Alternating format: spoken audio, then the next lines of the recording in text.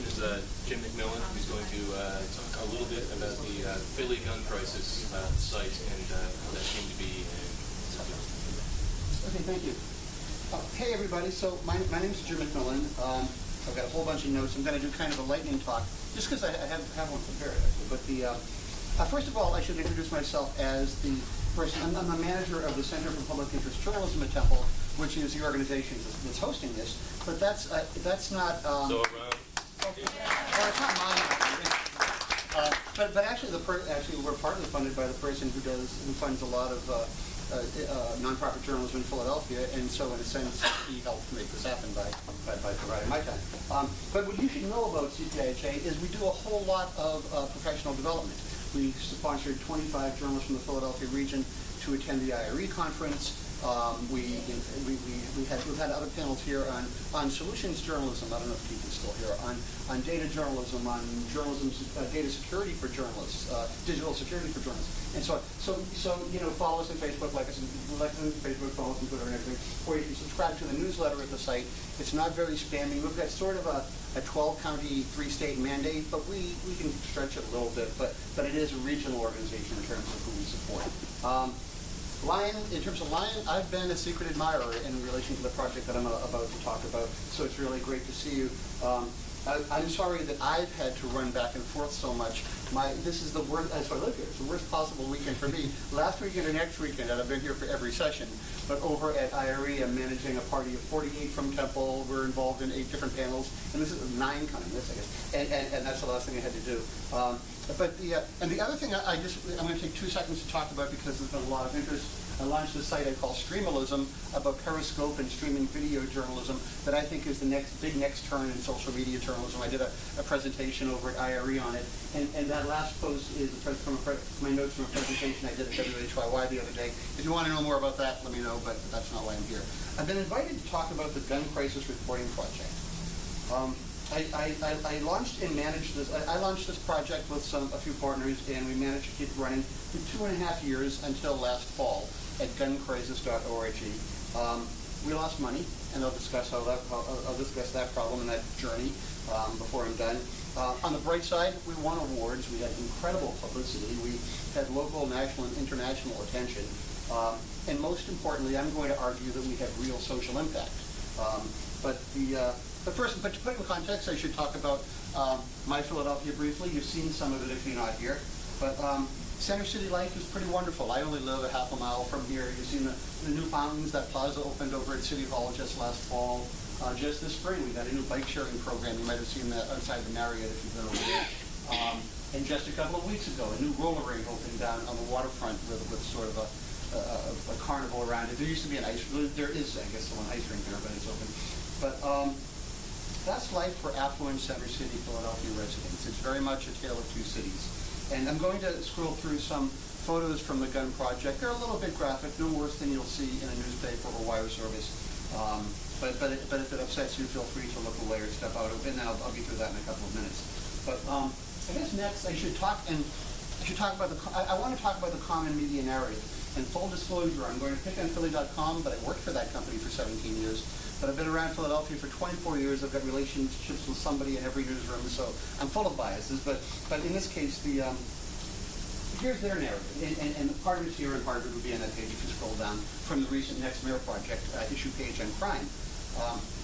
According to the recent, so crime fighting in the last 8 years appears on paper to be a success for Mayor Nutter. The number of major crimes has gone down for more than a decade, and it appears that the climb will continue. Almost every major category of major crime is down. The number of homicides has declined. These are significant decreases, and that's accurate. That's absolutely true, but it's a little bit out of context. So here are some other facts in the meantime while I scroll through some photos. Just very close to 10,000 people have been shot to death in Philadelphia over the last 25 years. We have the highest rate of homicide per capita among the 15 largest American cities since 2006, and that's only how far back that I've gone, because you have to combine a couple of data sources to do that up. I should mention these photos are by my primary reporting partner in the project, Joe Kazmarek, a Philadelphia photojournalist, which is, I used to be a daily news photographer, but I'll get back to me. People in Philadelphia are 4 times as likely to be shot to death as New Yorkers. more people were shot to death in Philadelphia during the period of the Iraq War than the total number of U.S. military members killed by enemy forces in Iraq. More people have been shot to death by other people in Philadelphia than the total number of people killed by terrorists on September 11th. So you think about the national response to that, occupying two countries, longest war in our history. This is one city. And I mean, of course, the human suffering is the most important element, but for the benefit of everyone, the economic impact is in the billions. I've heard a deputy mayor say $1 billion annually. One of my interns, sort of light duty research, indicated something closer to $3 billion, looking at Philadelphia data and the cost of violence from the American Public Health Association. This year, we've had nearly 100 homicides, more than 1,000 robberies with guns. This month, last month now, on Mother's Day, 8 people were shot. On Memorial Day, 9 people were shot. On our recent election day, 11 people were shot. So that fountain again. That fountain has 245 jets. I counted them on kind of fanatic reasons, but that's slightly lower than the number of people killed last year in Philadelphia. So in my mind, it's very much the homicide fountain. And the reporting generally is just not very good. It's lots of stenography, lots of official statements, very few questions about causes or solutions. So meanwhile, in another part of town, I was a journalist turned journalism professor, and if some of you, I don't know if you recall, but I got a ton of publicity for early social media journalism 5, 6, 7, 8 years ago. And you know, everyone was writing about me, Neiman and Pointer and Wharton, especially about audience development and branding, and I had a lot of buzz, frankly. But in my old career as a newspaper and wire service photographer, I covered important things, and people around me, people I love, people I respect, were saying, hey, this is all really nice, but when are you going to do something important? When are you going to do something that makes a difference? So in early 2012, there was an outbreak, an unusual outbreak, even within those numbers of homicides in Philadelphia. And this led me to launch the Gun Crisis Reporting Project. I'll spare you some of the history. I initially planned to produce a documentary, and that's a whole other conversation. But there were so many people interested in participating in the site, I went down that path instead. I just grabbed a few pages off my phone today. But for example, we covered crime scenes, we did some data, we covered community events, we looked at solutions. For a while, and this was impossible to maintain forever, I had a solution, that's just a directory, a solution of the day post. If you go to the home page, there's a directory, the sort of static page now. I call it the knowledge base, and it includes the solutions posts. I thought of it as an independent, hyper-local, non-profit, solutions-oriented, trauma-informed, evidence-based, multimedia process journalism organization. Sure, we hit all the buzzwords, but I actually tried to focus on all of those things, but none more than being trauma-informed and solutions-oriented. That's how I differentiated our work from other people. We're trying to stop the killing. We didn't advocate for a particular solution. We looked at what worked and reported on that, and wondered why things that were working were defunded and so on. The primary legs of the stool for me were journalism and psychological trauma, which I studied with the Dart Center at Columbia, and I taught a course on the topic at Temple. Peace journalism, which I studied while I was at Swarthmore, and taught a course, and that aligns very well with the the solutions journalism strategy that you heard about earlier. I had to leave, but we've had Keith and the solutions team presented at Temple a couple of times. And the catalyst for this was a conference. I'm out of order. So I'm going to run through, just really quickly scroll through this. So what did we do? We did really affordable things. You know, we produced videos and posted them on YouTube. We covered memorials and conferences where they talked about solutions. Again, free tools, mapping shootings on a Google map, using Google Drive to make, buy bars and ties. The bar is pretty low. I think it's pretty valuable content. And it's pretty easy to do. So that was all the shootings in 1 month, color-coded by medical condition. The red ones are fatalities. That was comparing one year with another, 2013, 2014, comparing the last 7 or 8 years together for the first 6 months of that each year. This was an interesting one. There's a hot debate that comes and goes in this city and probably others about whether police should rush shooting victims to the hospital or wait for the medics. The argument is whether they'll bleed while waiting or be endangered by being transported before they're stabilized. So I tried to compare the two, and it turned out what I discovered was that, where are the numbers?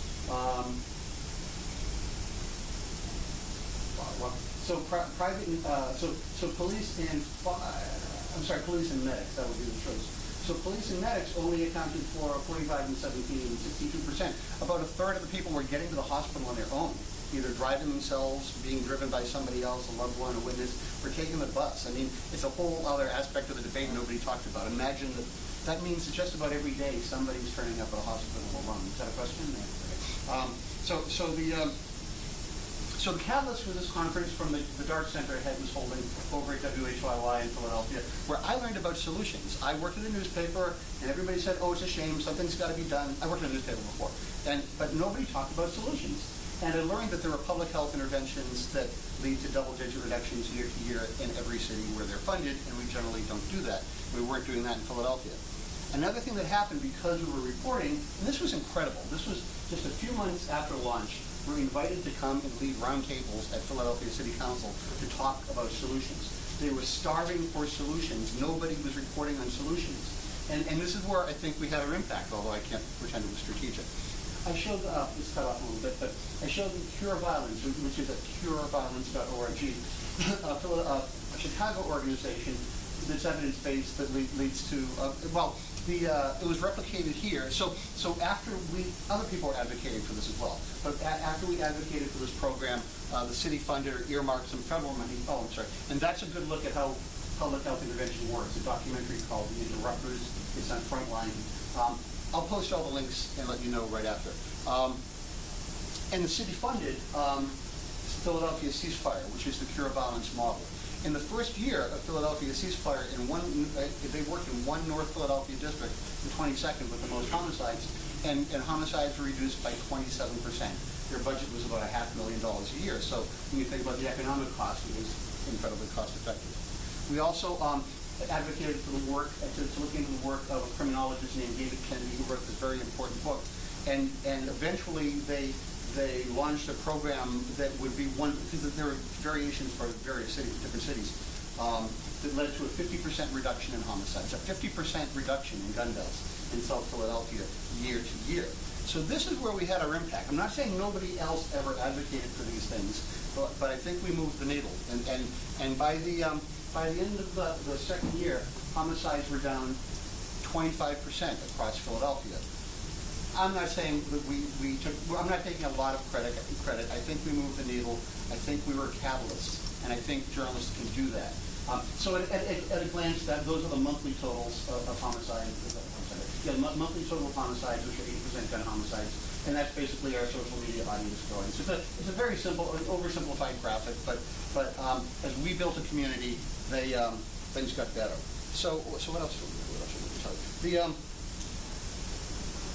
I should go back to my notes. So I talked about the source and trauma, who we were, what we did. Okay, so over 2.5 years, we covered every shooting incident. How am I doing on time? 2 minutes more? Every shooting incident in Philadelphia, if only a tweet or maybe sometimes only in our data, but we produced 2,000 posts, published 4,000 photos, produced dozens of videos and maps and data visualizations. I guess I meant to show the slides in that order. And remember, I'm a photographer. I wrote 400,000 words over 2.5 years. Admittedly, there was some stenography in there, especially in photo captions. But if you use WordPress, there's a WordPress plugin you can search by author and see how much you wrote, and it was stunning. But more importantly, we built a community of thousands online, participated in a wide spectrum of community events, sometimes just to learn. We walked the streets with Ceasefire. We went into prisons with intervention teams. We went to funerals. And I've talked about the solutions. Okay, so sustainability, right? So I'm a journalist, I'm not a business person, and this is where I failed miserably. Awards and publicity don't pay the bills, obviously. It turns out, it was to my surprise, it doesn't seem to impress funders. They want social impact. Now, we had impact by the time we had evidence of impact, and even that's kind of indirect. Let me talk about the impact for a second, too. Homicides went down by 25%, and quantifying the share of impact to the various forces is expensive, beyond my means, beyond my expertise. They're working on it in criminology in a Department of Criminal Justice at Temple for that specific drop. But the only thing we know for sure is that everybody can't have all of the credit for the impact. Journalists give it all to the police, and police certainly deserve some. When homicides are up, when things are bad, the message is we need all hands on deck. Everybody's got to stand up and do something. And the journalistic narrative, when crime goes down, is our boys in blue are doing a great job. They may be doing a great job, but there are other forces Anyway, so back to funding. We got fiscal sponsorship from an organization called RHD, at rhd.org. Resources for Human Development is like a $200 million, 15-state social service nonprofit based in Philadelphia. And they have an incubator they call New Beginnings. First we went chasing large grants, which seemed like a mistake, but we had a line on a large grant from the get-go, and it had to do with the relationship between one of our supporters and, frankly, the biggest funder in the city. That was our big move. That didn't work. The next, because we didn't have any history of business except for journalists. The next move, and the team's listed on the site too, but I don't know get into that. But then there was a new director of development at RHD. He suggested chasing small grants, stacking up the $5,000 and $10,000 grants, trying to make 5 this year into 10 next year, and getting multi-year commitments. I came to that too late. We were going broke by the time I did it. I was making I was making up to 3 presentations at small foundations and being invited to apply for a $5,000 grant. It wasn't cost effective. I could work at Chili's and make the money myself. Partnerships, I'm a little soured on this. 3 significant news organizations came to us to discuss partnership. In their mind, they're the big dogs. They've got the sandbox. They wanted content for free, promised page views, but even when they were reporting on us, they weren't delivering a lot of page views. So I didn't go for those deals. I didn't like their tone. I didn't like the relationship. Sponsorships, a security company. So think about like defense contractors. A large American security contractor came to us and said that they basically like us to report on their efforts, which might be coming to Philadelphia in another model anyway. But they wanted all the control without really admitting to it. I'm so eager to stop the killing that I was ready to say, okay, we'll work for you. Okay, buy us. Okay, we can do it this way, that way. And they said, no, we want you to report independently on the great things we're doing while we pay you. So that ethically, right? I mean, not in so many words, but almost. So that was ethically impossible. And I offered every other alternative I could think of. We solicited donations. We used a service, forgotten the name of. It cost too much. We only raised less than $10,000 in donations from individuals over 2.5 years. Interns brought their own funding. That's a funny formula. I'm on the record, but it's a little strict. Okay, I'm just going to say it. You can pay $40,000 to go to college or to send your kid to college, and if they're one of the best, they can apply for a program where they get paid $5,000 by the college to go volunteer for somebody else. So we had interns from Swarthmore, from Haverford, from Temple, and we're very appreciative of that support. But so what's funny is the interns were the only people who get paid. And that's not the worst thing that could happen, but it wasn't exactly our intention. So when you look at our model overall, you could say we're all volunteers, we're all giving it away, you could say we're suckers. Or you could argue that the organization, because who's really mopping up per hour in independent journalism anyway, but you could also argue that as an organization, that was leveraging in-kind contributions of their service to our organization, including my own. And that would be I think in the $100,000 range over 2.5 years. So that's a pretty rough estimate. So I know time is running short. I could talk about the status of gun violence. I've got a question for you. Let me see if I've left anything critical before I go. And so I have many more aspects I could talk about if you're interested. I just want to say I have to run off to another IRE commitment, but I'm going to come back for the last hour and could talk then. And the last thing I'm going to say is I'll post resources here, although they're not there yet. What should you have done different? It's so ridiculously obvious, and I heard the intros yesterday, and there are so many better business people here. But business first. It's as simple as that sounds. Journalists don't get it. There's also a mistake from all of the, at least a couple of our team members, 3 out of 4 at least, had been freelancers. And in the old news model, it's kind of we show what you could do, and then you got work. So we thought that would make sense here. It doesn't make sense. We show what we could do, and then donors would say, well, okay, now you can apply to do more, but they weren't going to fund what we were doing in the first place. In a nutshell, what I learned just last fall, although I applied a year ago, just last fall I spent a semester in what they call the Philadelphia Social Innovations Lab. So independent journalism, solutions-oriented independent journalism really might be synonymous with social innovations. It's run by the Fell School of the University of Pennsylvania, and it's in a building by the clothespin just across the street there. But I learned about kind of marrying theories of change with a strategy to fund and sustain it. And it's really not. It's hard work. The odds are against you. It's very competitive. But there are real, crystal clear formulas. and I would have followed them if I had taken that workshop before I launched the project. Thank you very much, Jim. Okay, so thank you.